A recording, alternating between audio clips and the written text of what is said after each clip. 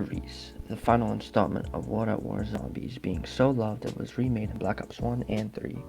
This map has had many significant standpoints for zombies, such as the first map with more than 24 zombies around, Pack-a-Punch, which revolutionized zombies, and finally the introduction of the monkey bombs, a distraction device which was never seen before its time.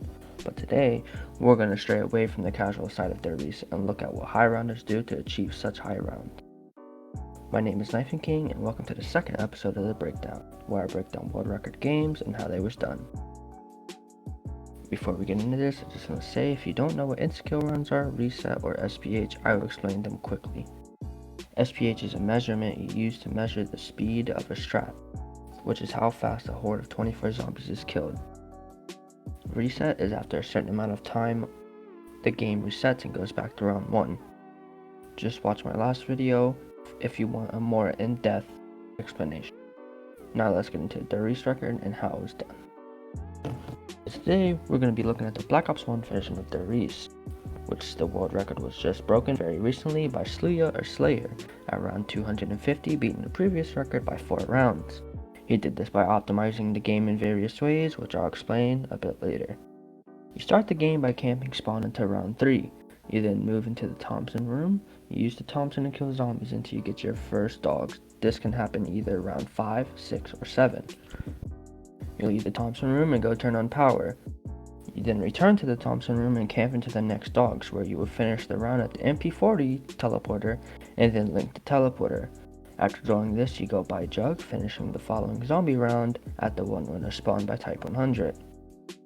After you finish the round, you then link the teleporter and hit the box. You continue to hit the box until you set up with Wonderwaff, Raygun, and Monkeys, linking the final teleporter once the first box moves. You then return to Camp Tommy room until the next dogs, where you will pack-a-punch your weapons. After this, set. You then camp Thompson room as long as you can, having a mat from dogs every 4 to 5 rounds. Managing your drops as best as you can. This room is no carpenter, so you will only get 4 drops. This is known as perfect drops, and I explained this in my drop video, which I will link. Because of this, you will be able to spam your Wonderwall feature on, enforcing drops with Sally's, Raygun, and your Betty stacks, which are just a group of bouncing Bettys placed down to help you force later in the game.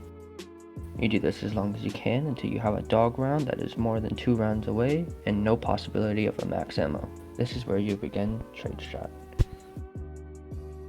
Now, as a quick disclaimer, for sake of video length, I will not be breaking down trade strat because of its intricacy, but I will do my best to explain it in an informative way. So, trade strat was found not too long ago and developed over time.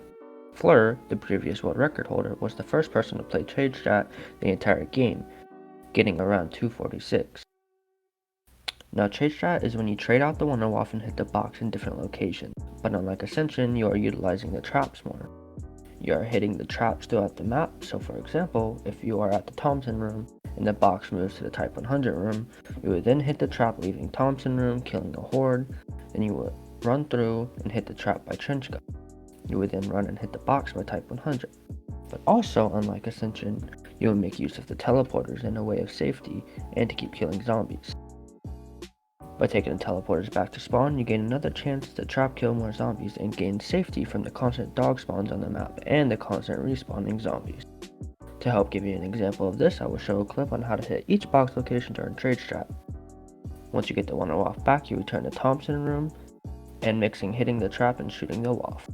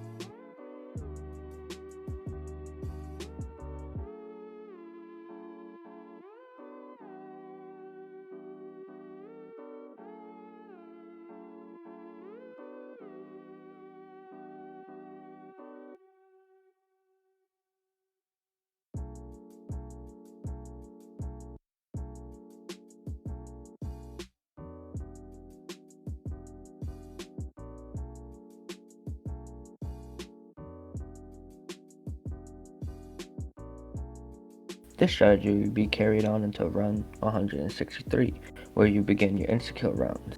Rounds are where the zombie's health goes back to round 1 health, making them significantly more weaker. The strategy for the Riese insta-kill rounds is the Thompson run, using the Pack-a-Punch Thompson to kill zombies, but since the Hellhound's health does cap, they would not be insta-killed like the zombies. They will use the Bowie knife to kill them. You must be careful in doing so though, because you can easily get overwhelmed by the constant spawning of dogs. This insta-kill strategy is around 12 SPH. Without turning on the trap will make it around 13 SPH. These two strategies are mixing the rest of the game until you reset or box air, which is after a certain amount of box hits you will air, causing the game to end. Now back to what I said about optimizing the game in different ways. Slayer was able to beat the previous world record by optimizing his box hits, keeping his average amount of hits between each one while to be under 20 hits. I will show you how to calculate this on your screen. But trading less and starting to have his trade average under 20, he was able to beat the previous world record. Now, as I did my best to explain this, I have decided to bring on two guests to explain this in more depth. One being Slayer, the current Riese record holder, and Fleur, the previous world record holder, share their knowledge and understanding. So I'm here with Fleur, the previous Riese world record holder of round 246, and the first person to ever played trade strat an entire game. Thank you, Fleur, for coming. So I'll just get straight into it.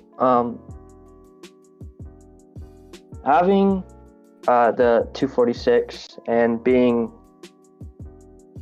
one of the fastest players on Riese, what goes into the map, like time-wise and being fast, and how can it be optimized in different ways to gain time? Into playing fast, I would say the amount of hits you do per box and also the amount of traps you use. And because there's only a certain amount of trades you can do, it would probably be using more traps per box hit, which is what Slayer did in his game, whereas in my 246, I didn't do that. So that's a way to optimize time, and also doing, later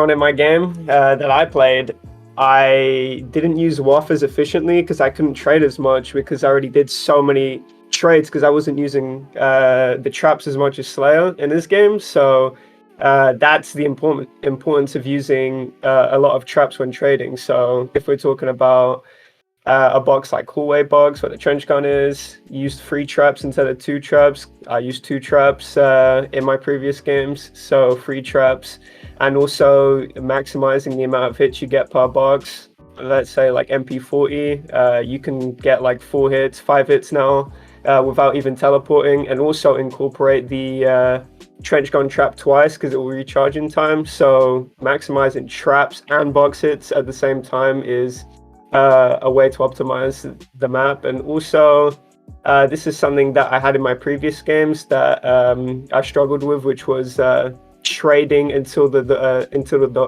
dog round. So when I got a max without the WAF, it's kind of a waste of a max. So what I did, or what you benefit from with now what you do on the Riese is instead of trying to trade as many times as you kind of try and limit the amount of trades. So before a dog round, you'll kind of try and save your ammo a little bit more. So play a newer trap strat called BCC, which is basically a bit of camping, a bit of doing a triple trap, and that means you don't have to like camp all the way to the end of the round before the dog round and then like trade, so you don't have a risk of not getting the WAF back because you're just stretching out your WAF before the dog rounds instead of camping the WAF.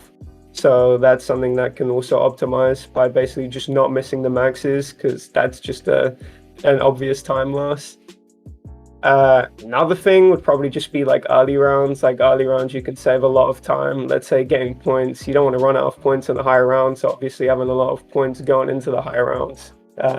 Having a lot of points means you won't have to, be on, let's say 150, run out of points, and then, play a double trap strat so you can gain a lot of points. That would just be a lot of waste of time. So getting a lot of points in the early game and just playing the early game fast is another thing.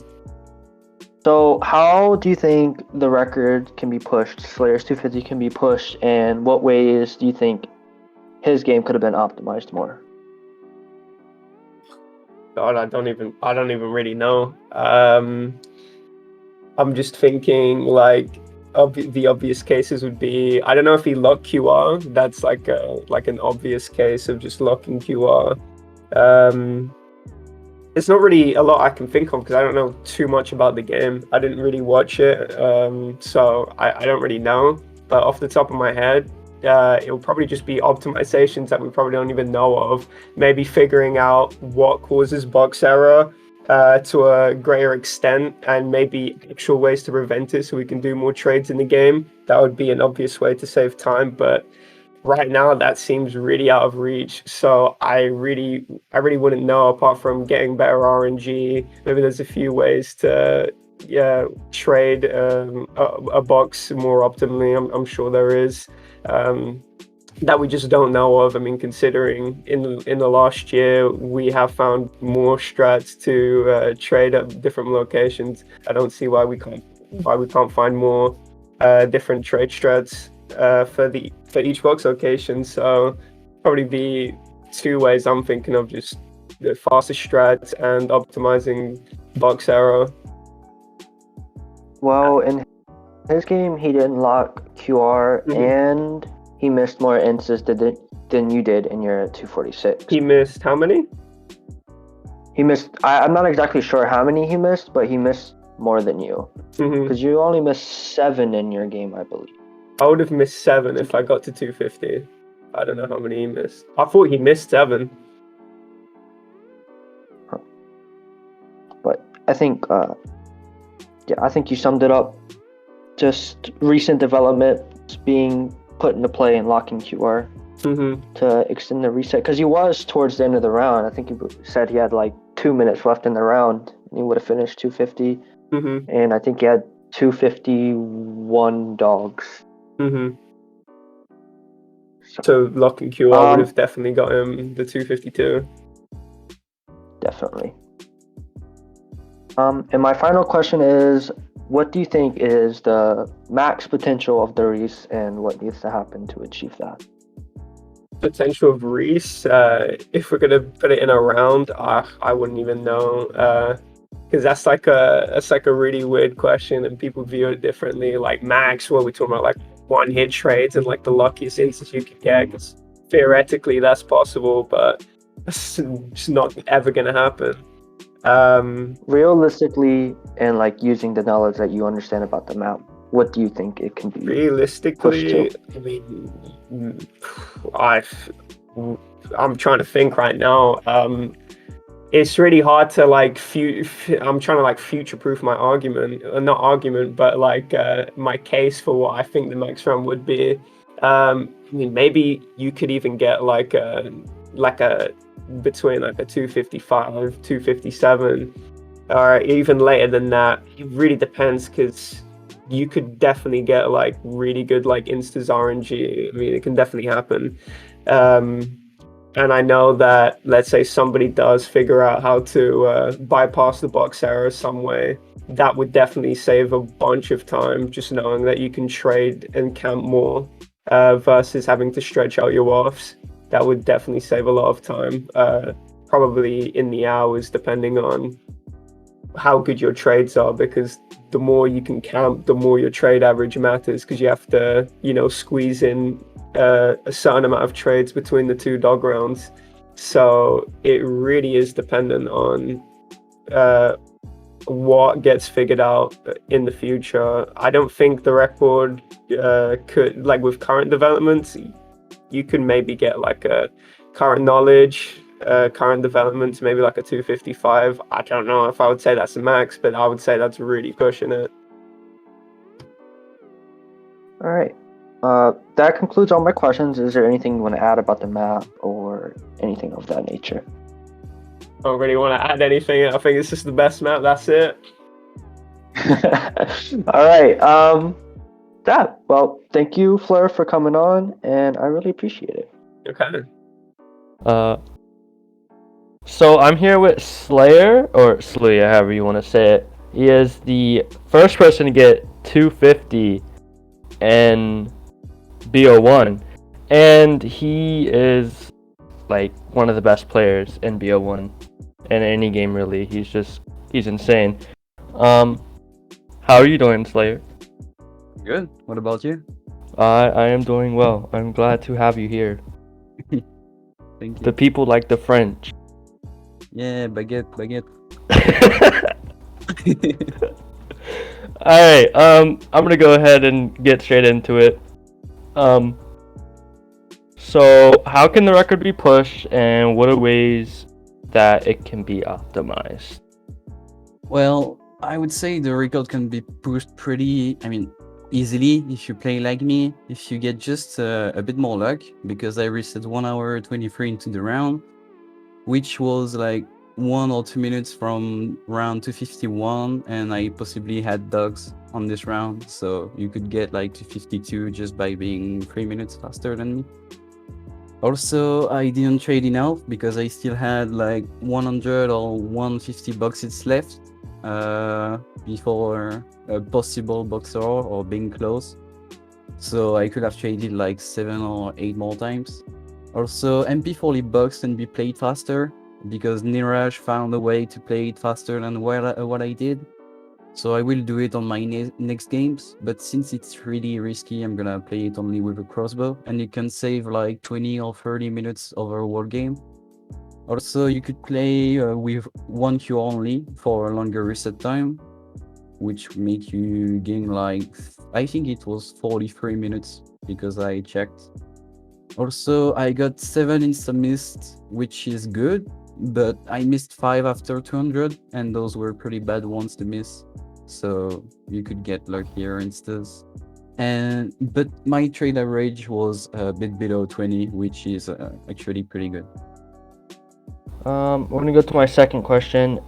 Can you explain why this game took months of restarting? You actually just explained this, but yeah. So I played almost only the Riese for 5 months straight, but I I kept getting pretty unlucky dogs and trades, which made me quit like 90% of my games. But that's probably because I have really high standouts. There's only one game that was actually pretty good. It was a 161 game. I had average trades, but my dogs were actually pretty good until 150. But I died 5 minutes before possible 162 dogs, and this would have been the first 25 hours instance. So yeah, I kept getting pretty unlucky, and also I played for 4 months and a half on my laptop with a pretty my screen wasn't it was like 18 inches, and then I decided to get a really good screen for my desktop because I also had a desktop on which I played some games like Mario 245 on Kino, and I got a really good screen that really helped me to see more details in my game and having better decision making. Because 2 weeks after I got that screen, I got my 250 game going. So basically, um, you just learned to hear, folks. It's pay to win. You buy a new monitor and you get a 250 on Darius. No, I mean, I'm pretty sure I could have done it on my laptop because I even had faster games on my laptop, but like I was pretty far from my screen. It wasn't a good I mean, it was a 120 hertz screen, which was good enough, but it was pretty small. And now I got a 27-inch screen. I'm also closer from it, so I can see the game better. And it's also 280 hertz. Yeah. Alrighty. What ways does this vary from the previous world record, the 246 by Fleur? So there's not like a lot of things that actually change, but there are some few things like how to trade on some box locations. It was especially at the power box. I was full holding while trading the whole time. So when the power, I was going to power to hit the box, I activate the trap, and I hold with all the respawners and dogs. Once the trap is ready again, I kill the hold again, and I keep hitting the box at the same time. And from what I remember, Fleur was hitting the box, I think 3 or 4 times, and then left to go back to the Thompson room. Uh, I hope I'm not wrong, but I really remember that. And I also probably traded better at the Thompson room. I was training more aggressive and riskier. Also, I saved way more trades, like for example, until before round 120. If I had possible dogs on next round, I wasn't trading. I was playing free traps to save trades. For example, to instas, I think I had like 20 or 30 less trades, something like that.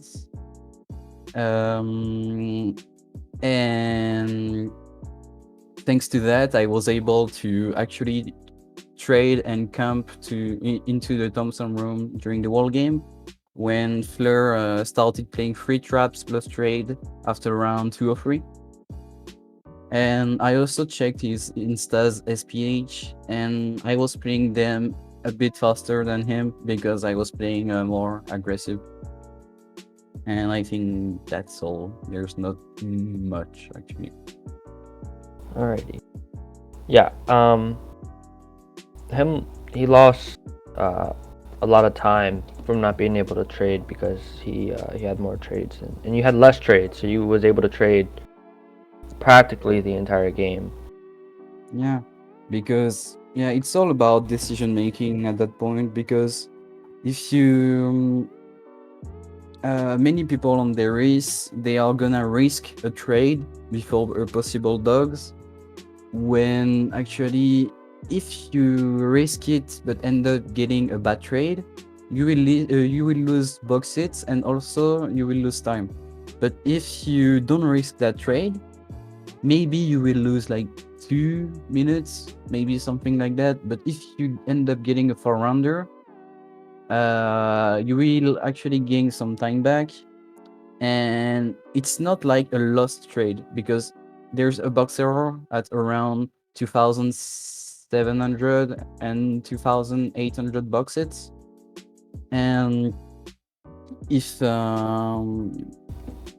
you trade too much, you will box error. So if you save that trade for later, you will trade more later, and it's not a lost trade. It's just using it in the most optimized way. So you mentioned that you're gambling on a 4 rounder for the dogs because they come every 4 to 5 rounds. What if you get the 5 rounder? If I get a 5 rounder, I'm usually trading, but it depends on the round. I because usually I would start, for example, around. Imagine I can get 101 dogs or 102 dogs. On 100, if I have an empty wolf, I'm gonna after 100 I'm gonna trade, I think. But if I start the round with like a few shots or at least 20, something like that, you can just play free traps and then shoot once or twice per loop, and that's actually almost as fast as playing around while trading. So it usually depends on if you have shots to be able to play the round, the full round with free traps while shooting or not. But I think before around 120, what I do is if I get I think even if I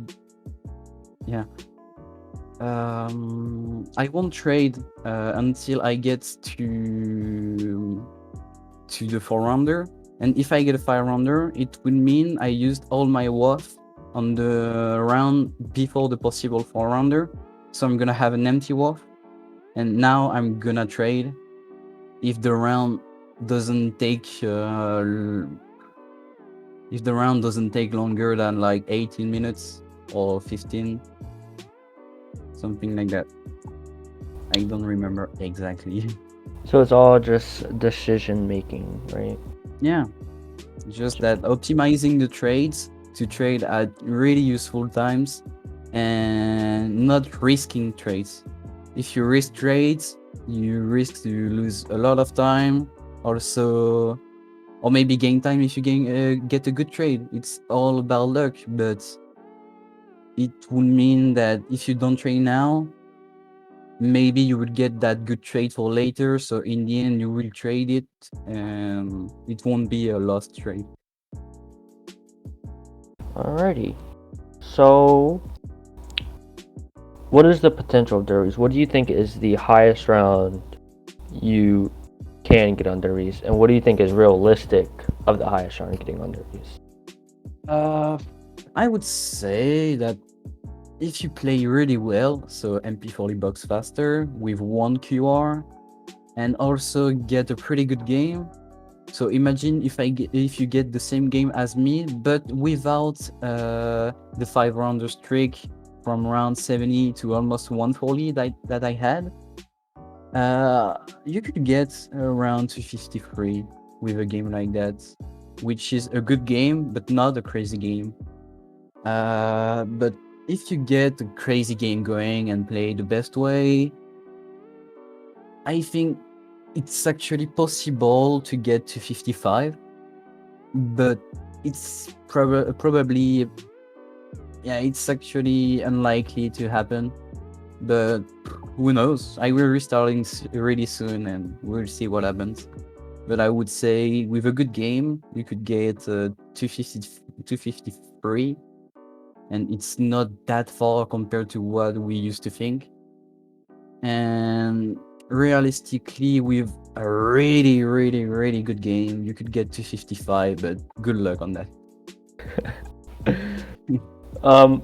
So yeah, just buy like a new keyboard, a mouse, a new desk, a new gaming chair, new scuba goggles, everything, and you'll get the 255. Final question.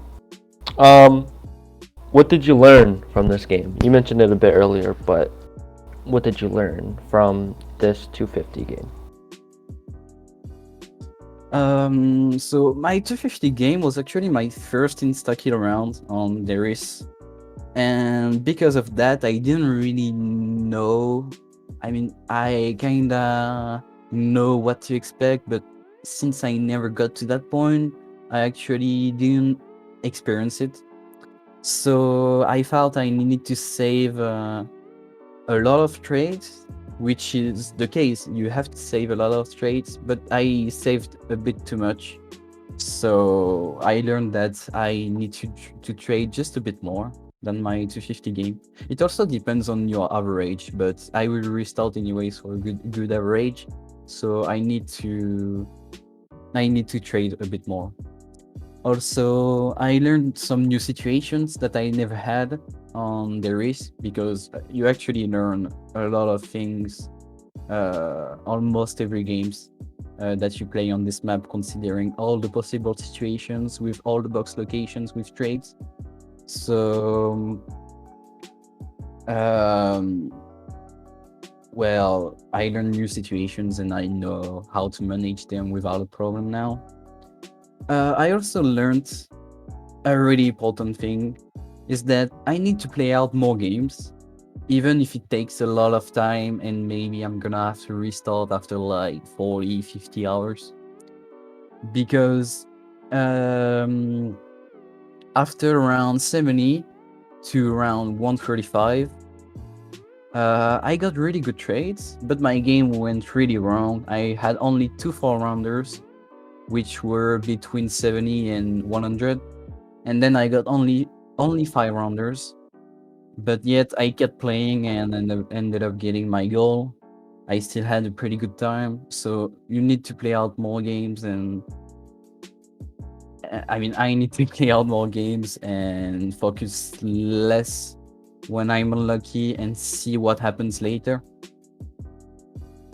Um, Also, since it was my first Instaki rounds on the race, usually people practice instas before playing their high run games, and I actually didn't.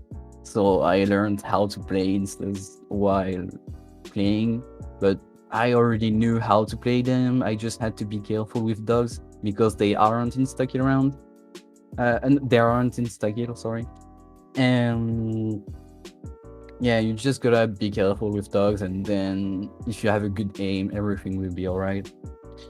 And I also learned that I'm capable to play full game to reset with only one QR, because my two downs were on moments I was really feeling bad about this game because I got very unlucky at some points. Like, for example, between to round 130, my trade average was below 16, and on around 140 something, my trade average went from below 16 to like 23, I think. Yeah, I kept getting 90 plus hit trades. I got like 4 90 plus hit trades. Two of them were 100 plus, and the worst trade I had was 125 hits. Yeah, but at the end of the game, after round 220, I started getting good trades, so it lowered down my average.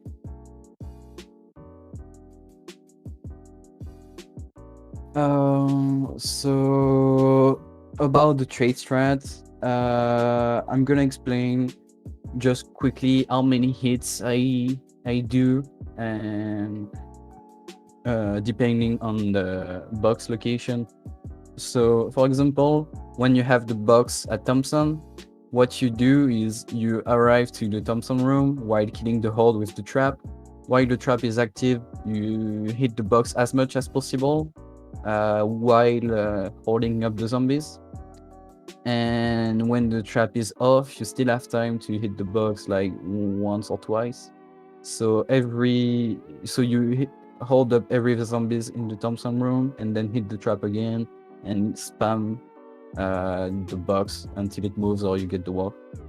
So usually per loop you hit the box 5 times.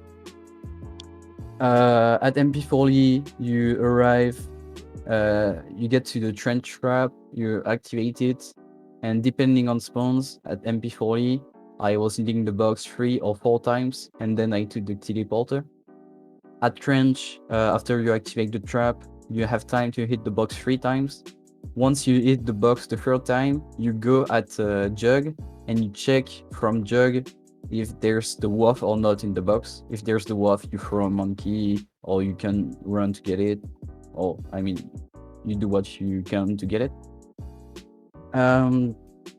At type 100, I activate the trench trap, I run to type 100, and you have time to hit the box 2 or 3 times depending on spawns before teleporting.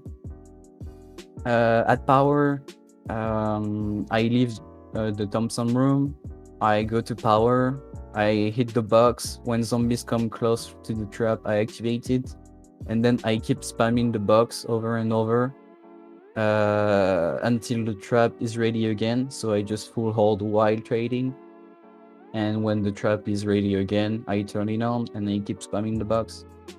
And for the Bowie box, so the catwalk, you leave the Thompson room, you run, you activate the power trap, and you have time, depending on how fast you get to the box or not, you have time to hit the box twice or 3 times.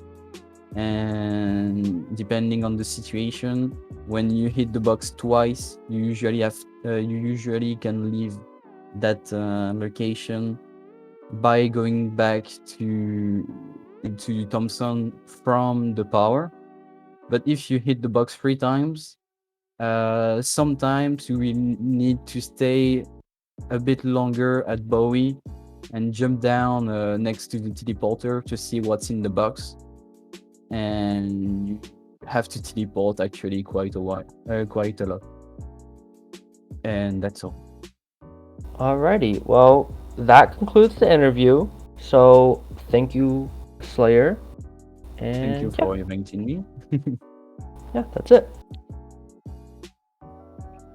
Alright, ladies and gentlemen, that go ahead and sums up the Riese. If you have any questions, make sure to leave them in the comments. If you liked the video, make sure to like, subscribe if you want to. Of course, only if you liked it. Yeah, I would like to continue this series, so make sure you tell me if you like it if you did. Anyways, that's all, and I hope you have a good one. I'll see you in the next one. Peace.